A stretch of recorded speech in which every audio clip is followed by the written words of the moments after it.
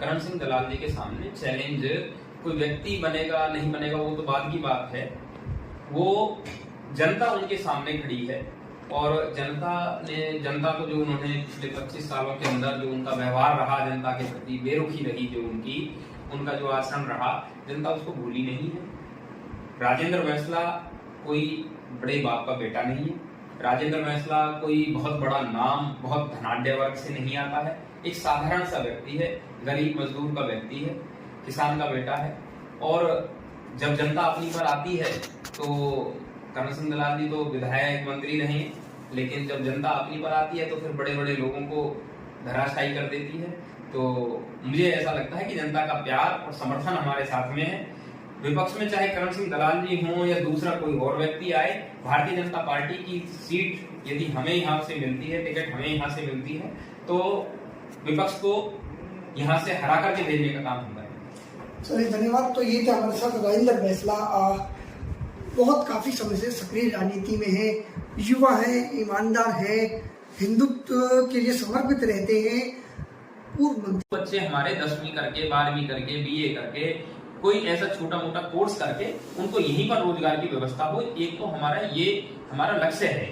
दूसरी बात, पलवल के अंदर अंतरराष्ट्रीय सुविधाओं से युक्त खेल स्टेडियम कोई पलवल के अंदर होना चाहिए, जिसमें विश्व स्तरीय सुविधाएं और विश्व स्तरीय कोच हमारे यहाँ पर हों, ताकि ओलंपिक में जब हरियाणा से लड़के लड़कियां मेडल लाते हैं तो हमें खुशी होती है इस बात की। लेकिन अगर वो पलवल के लड़कियां भी वहां पर जाकर के उन खेलों में हिस्सा लें, मेडल लें, तो हमें उस बात की खुशी और ज्यादा होगी, क्योंकि हमारे क्षेत्र से ही जब बच्चे निकलेंगे तो हमें उस बात के लिए भी प्रयास करने चाहिए कि पलवल से भी एशियन खेलों में, कॉमनवेल्थ खेलों में और ओलंपिक के अंदर पलवल से भी विश्व स्तरीय खिलाड़ी निकले। अच्छा, पलवल से बेटी बचाओ बेटी पढ़ाओ अभियान की बात करें तो आप ही की पार्टी के डॉक्टर हरिंदर राणा हैं, उनकी अध्यक्षता में एक बहुत बड़ा कार्य पलवल में होने जा रहा है। महारानी पद्मावती गर्ल्स कॉलेज का शिलान्यास कार्यक्रम को मुख्यमंत्री करना, कैसे लेते हैं इस योजना? बहुत अच्छी योजना है। बेटी बचाओ बेटी पढ़ाओ का ये जो नारा मोदी जी ने पानीपत में दिया था, हरियाणा से इस कार्यक्रम की शुरुआत की थी, ये केवल एक कार्यक्रम नहीं था, इसको जमीन पर मूर्त रूप देने का काम हमारे तत्कालीन मुख्यमंत्री मनोहर लाल जी ने और हमारे मोदी जी ने और अब नायक जी ने, इन तीनों ने बहुत अच्छे से इस मर्म को समझा है। इसीलिए मनोहर लाल जी ने हर 20 किलोमीटर पर एक महिला कॉलेज बनवाने की शुरुआत की थी। मिंडकोला के अंदर बना, बड़ौली के अंदर बना और अब पलवल के अंदर ये बन रहा है, तो इससे तो अच्छी कोई बात नहीं हो सकती। इसके लिए राणा साहब और पूरी टीम उनकी सब बधाई की पात्र है। ऐसे सामाजिक कामों में हमें सभी को बढ़ चढ़ करके हिस्सा लेना चाहिए। अच्छा, राजेंद्र जी बात करें, पलवल की बात करें, जल भराव बहुत मुख्य कारण पलवल का मुख्य समस्या रही है। 10 सालों से आपकी सरकार है, लेकिन निजात नहीं मिल पाया। पलवल के विधायक ने विधानसभा में बयान दिया था कि पुरानी कहावत है, पलवल की सड़कों पर घोड़ा दौड़ जाए। तो जब कभी जल भराव होता है तो विधायक का वो बयान लोगों को याद आता है। किस तरह से पलवल की सड़कें स्विमिंग पूल बन जाती है? देखिए, पलवल में जल भराव की समस्या कोई नई नहीं है, पुरानी समस्या है। उसके बहुत सारे रूट कॉज हैं, उनको भी हमें देखना चाहिए। नालों पर अतिक्रमण हो गया, जिसकी वजह से उनकी सफाई नहीं हो पाती, और भी आबादी का लगातार बोझ बढ़ रहा है। बहुत सारी चीजें इस तरह से हैं। उसके स्तर पर, क्योंकि जब हम सरकार में होंगे तो अपने स्तर पर जो भी हम कर सकेंगे वो करेंगे। अभी भी सरकार अपने स्तर पर प्रयास कर रही है, कुछ चीजें सुधार हो गई हैं, कुछ चीजों में सुधार होना है। नगर परिषद के कार्यालय में ही जल भराव हो जाता है, तो इस बात को नगर परिषद के अध्यक्ष हैं हमारे डॉक्टर यशपाल जी, आप उनसे पूछें, वो शायद हो सकता है, क्योंकि जो व्यक्ति जिस सीट पर रहता है तो उसके बारे में उसको पूरा जानकारी रहती है, तो हो सकता है उसके कारण और उनकी क्या योजना है उसके बारे में वो आपको बता पाए। इतने करोड़ रुपए खर्च किए गए, पिछले दिनों वाटर हार्वेस्टिंग सिस्टम बनाए गए, सीवरेज बनाए गए, नालियां बनाई गई, लेकिन सब तबाह नहीं, तबाह नहीं हुआ है, उसमें बहुत सारा काम हुआ है। कुछ चीजें ऐसी रहती है, हमें कई बार ऐसा लगता है जैसे मान लो तुरंत बारिश हुई और तुरंत उसका कोई फोटो बना ले, वीडियो बना ले और उसको कहे कि देखो, अब जैसे पानी जब बरसा है तो उसको निकलने के लिए कुछ समय तो लगेगा ना।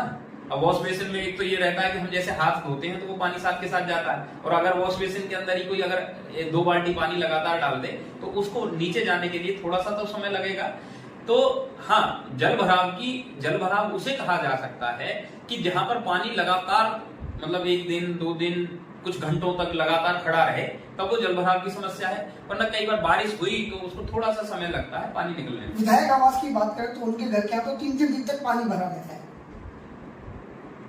इसके अलावा और कोई प्रश्न है?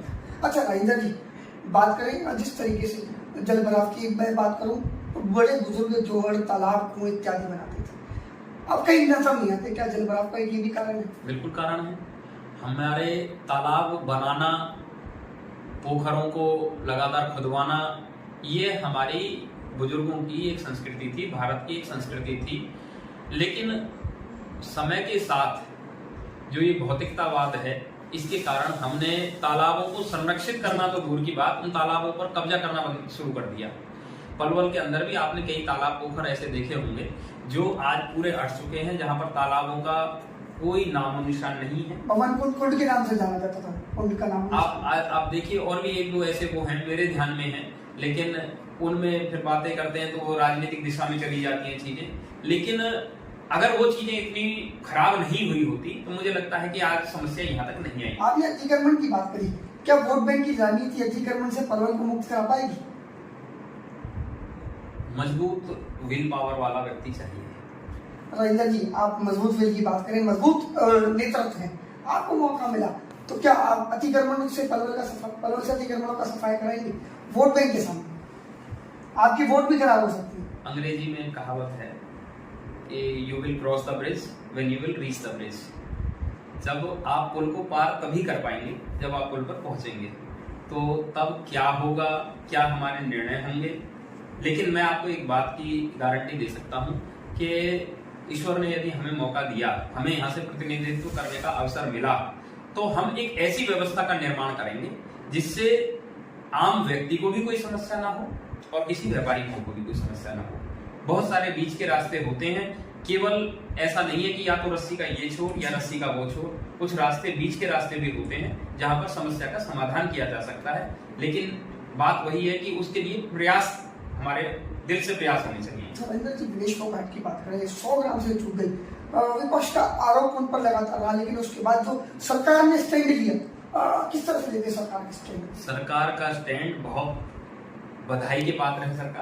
सरकार ने बहुत अच्छा स्टैंड लिया है, और जो लोग तरह तरह की अफवाहें उड़ाते थे उनके, मैं समझता हूँ वो बोलती बंद हो गई होगी। नायब जी ने जो उनके लिए घोषणा की है, तो वो उसके लिए सरकार की जितनी तारीफ की जाए उतनी कम है। और सरकार ने ये साबित कर दिया कि हरियाणा का जो भी खिलाड़ी है वो हमारी धरोहर है, वो हमारा बच्चा है, जो देश का नाम रोशन कर रहा है। उस खिलाड़ी के लिए हरियाणा को, सरकार को चाहे कुछ भी करना पड़े, हर हालत में उसके साथ में खड़ी है। उसको मान सम्मान देने में कहीं पर भी सरकार पीछे नहीं रहेगी। चौधरी हर्ष कुमार की बात करें, कांग्रेस में शामिल होने पर उन्होंने जनप्रतिनिधियों पर आरोप लगाए कि जिला परिषद और अन्य जनप्रतिनिधि दलबल के आगे झुक गए। देखिए, हर्ष कुमार जी हमारे क्षेत्र के एक सम्मानित नेता हैं। मुझे थोड़ा सा इस बात का अफसोस है, दुख है कि उन्होंने जनप्रतिनिधियों के ऊपर इस तरह के, क्योंकि वो एक जनप्रतिनिधि रह चुके हैं, मंत्री रह चुके हैं। जनप्रतिनिधि निकुंज जी, चाहे हमारा वार्ड का मेंबर हो, सरपंच हो, पार्षद हो, विधायक हो या सांसद हो, ये सब लोग जनप्रतिनिधि हैं, जनता ने ही नहीं चुना है। और एक जनप्रतिनिधि को जो चुनावी राजनीति में है, उसको दूसरे जनप्रतिनिधि के बारे में इस तरह की टिप्पणी करना शोभा नहीं देता। इसका तो मतलब फिर ये हो गया कि कांग्रेसी ये कहना चाहते हैं कि इस दुनिया में केवल कांग्रेसी ईमानदार है, और जो भी व्यक्ति विचार के कारण जो किसी पार्टी से प्रभावित होकर के जो भाजपा को समर्थन दे रहा है, तो वो सब भ्रष्ट है। क्या वो ऐसा कहना चाहते हैं? नरेंद्र जी, भ्रष्टाचार की बात करें, मौका मिला, किस तरह से भ्रष्टाचार पर काबू पाने का काम करेंगे, या भ्रष्टाचारियों पर किस तरीके से राजेंद्र फैसलाकार गिरना चाहिए? देखिए, भ्रष्टाचार की बहुत सारी शक्लें हैं, कोई एक रूप में भ्रष्टाचार नहीं है। चाहे अधिकारियों के आचरण में हो, या नेताओं के आचरण में हो, या किसी भी तरह की वो हो, तो मैं समझता हूँ इसके बहुत सारे उपचार हो सकते हैं। लेकिन अभी से ये बातें ज्यादा करने का कोई मतलब मुझे वो नहीं लगता। मैं व्यक्तिगत रूप से कहूँ, मैं ईमानदार हूँ, मैं भ्रष्ट होना तो बहुत दूर की बात है, कोई मुझे भ्रष्ट कर नहीं सकता, इस बात का मुझे पूरा भरोसा है। और व्यक्ति जब अपनी आगे से एक आचरण लेकर के लीड करता है, तो मैं समझता हूँ कि लोग उसे फॉलो करते हैं। तो बहुत सारी चीजें हैं जो वहीं से निकल करके आती हैं। रंजन जी, अंतिम सवाल। कांग्रेस की बात करें तो लगभग करण सिंह दलाल की टिकट फाइनल मानी जा रही है और भाजपा से आप सामने से करूंगा, किस तरह से करण दलाल को टक्कर नहीं पाए? टक्कर करण सिंह दलाल को कोई दूसरा व्यक्ति नहीं, जनता दे रही है। करण सिंह दलाल जी के सामने चैलेंज कोई व्यक्ति बनेगा नहीं बनेगा वो तो बाद की बात है, वो जनता उनके सामने खड़ी है।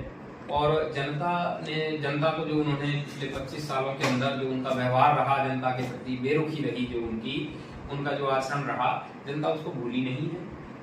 राजेंद्र बैंसला कोई बड़े बाप का बेटा नहीं है। राजेंद्र बैंसला कोई बहुत बड़ा नाम, बहुत धनाढ्य वर्ग से नहीं आता है। एक साधारण सा व्यक्ति है, गरीब मजदूर का व्यक्ति है, किसान का बेटा है। और जब जनता अपनी पर आती है तो करण सिंह दलाल जी तो विधायक मंत्री रहे, लेकिन जब जनता अपनी पर आती है तो फिर बड़े बड़े लोगों को धराशायी कर देती है। तो मुझे ऐसा लगता है कि जनता का प्यार और समर्थन हमारे साथ में है। विपक्ष में चाहे करण सिंह दलाल जी हों या दूसरा कोई और व्यक्ति आए, भारतीय जनता पार्टी की सीट यदि हमें यहाँ से मिलती है, टिकट हमें यहाँ से मिलती है, तो विपक्ष को यहाँ से हरा करके भेजने का काम होगा। चलिए, धन्यवाद। तो ये थे हमारे साथ राजेंद्र बैंसला, बहुत काफी समय से सक्रिय राजनीति में है, युवा है, ईमानदार है, हिंदुत्व के लिए समर्पित रहते हैं, पूर्व